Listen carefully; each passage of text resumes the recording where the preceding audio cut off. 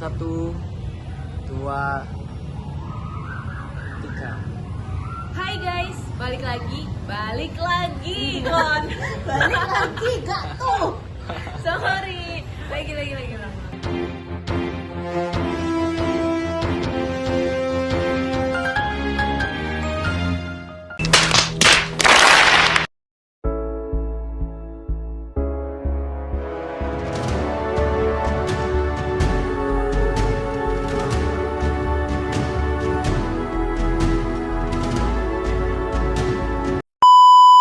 Hai guys, selamat datang di podcast kita Bincang Hawa.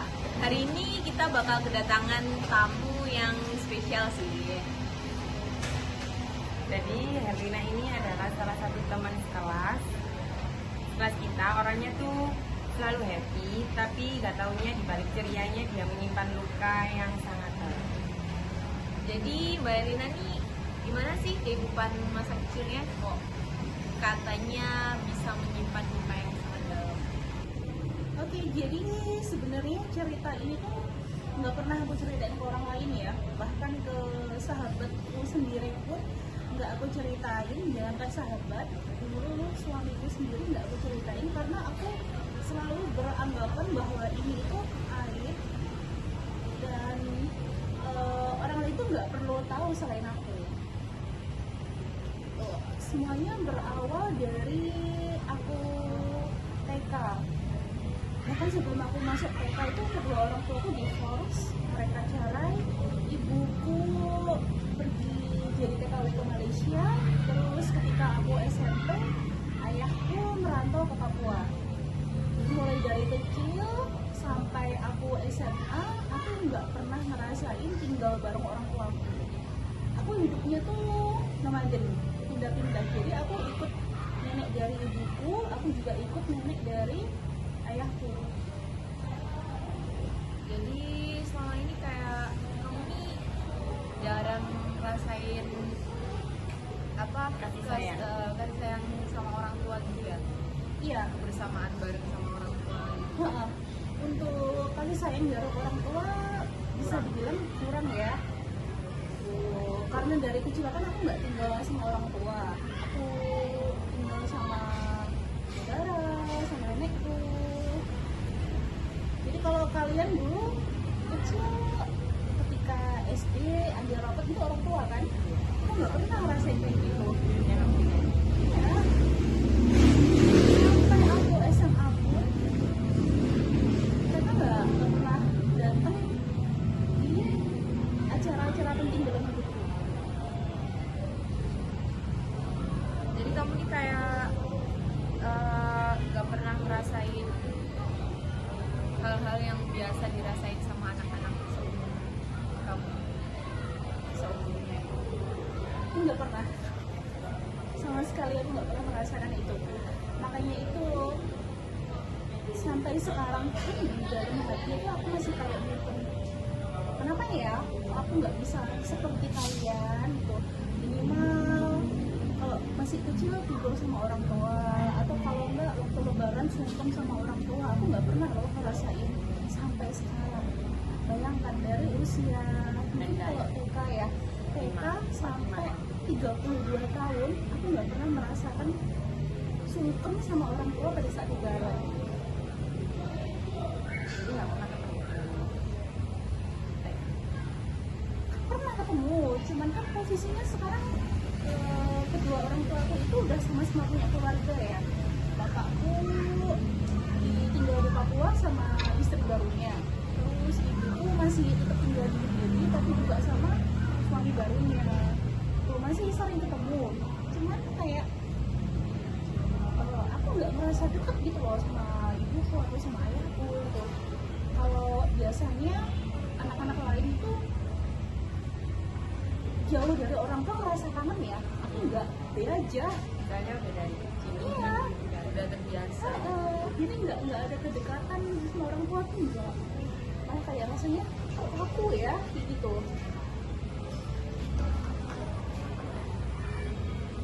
Gimana sih dampaknya Mbak Herlina terutama dalam hubungan sama orang lain? Oh ya, karena dari kecil aku nggak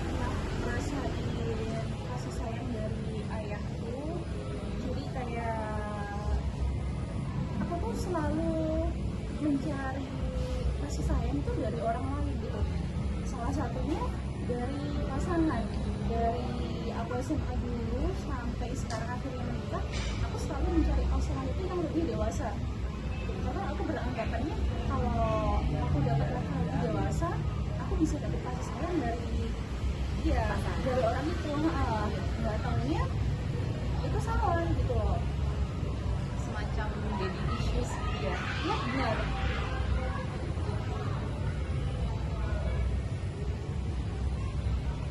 Mbak Erlina bisa berdamai dengan masa lalu Untuk sampai ke tahap itu sebenarnya panjang ya ceritanya Eva. Jadi aku baru bisa berdamai, baru bisa menerima hidupku kok gini ya. Itu kan baru-baru ini sih karena suamiku ini. Kalau jadi dari dulu nggak pernah dan iri sama temannya dulu kayak teman seumuran kita Mbak Erlina nggak pernah kalau ditanya iri atau enggak pasti iri, sampai sekarang tuh iri. Terus aku bisa berdamai dengan itu karena suamiku. Aku mikirnya gini, kalaupun misalkan orang tuaku dulu nggak cerai, mungkin nggak kalau mereka hidupnya bahagia gitu loh. Setelah aku tahu sekarang ini ya, maksudnya keburukan ibuku seperti ini, terus juga keburukan ayahku seperti itu. Kalau misalkan mereka nggak cerai, kayaknya hidupku tetap nggak akan baik-baik aja gitu loh.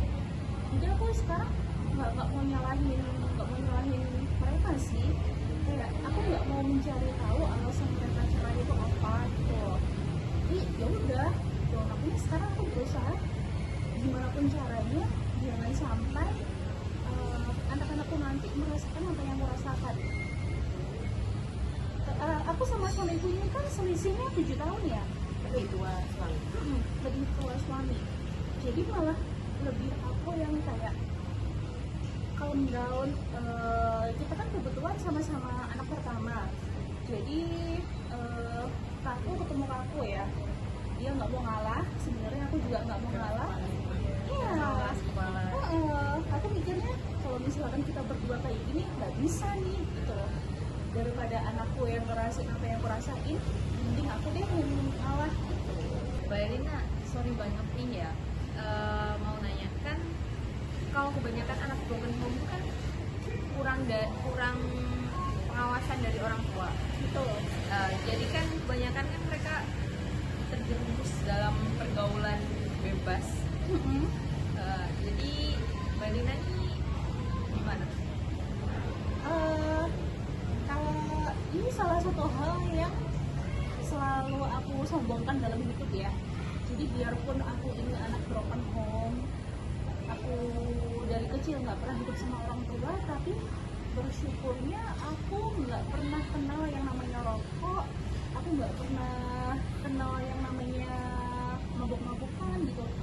Walaupun dulu waktu aku SMA di Kediri itu kan aku sekolahnya di SMA Katolik ya, yang mana teman-temanku semuanya itu entah cewek cowok itu mereka merokok, mereka minum gitu. Tapi aku enggak, bahkan sampai suamiku pun nggak percaya kalau aku nggak bisa merokok. Saking ininya ya, Iya, saking kompleksnya lingkup pertemanan kamu. karena juga katanya nggak mungkin lah kamu nggak merokok, mukamu itu muka anak nakal gitu katanya. Emang bisa dinilai dari raut muka gitu ya? Nah, itu yang aku juga nggak tahu.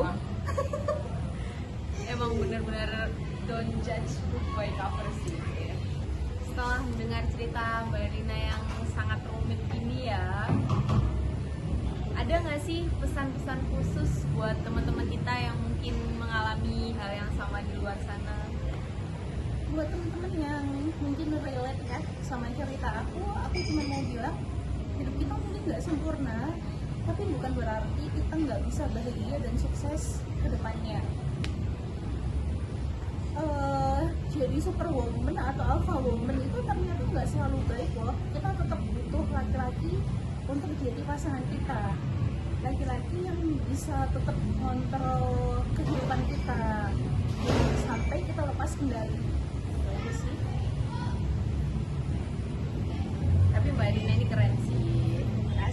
udah dengerin ceritanya. Biasanya aku kalau bahas masalah ini, aku langsung nangis loh. Ya soalnya emang kelihatan kompleks banget. Aku tadi juga kayak agak deg gitu. Kaget aja soalnya dari itu aku tadi tinggal sama orang tua. Iya, curculan. Gak nyangka ya kalau ternyata kehidupan tuh semenyakitkan di balik wajah ceria pun ternyata Ada ya. Ada hal yang disembunyikan yang sangat dalam, kayak sangat dalam. Oke, makasih banyak ya buat yang udah dengerin cerita kita hari ini. Mungkin itu bisa jadi pelajaran yang bagus buat kita ke depannya. See you next time. Bye bye. 1, 2, 3. Hai guys, balik lagi Kon. balik lagi gak tuh. Sorry, lagi ulang. Masih harus ada sih. Selamat datang.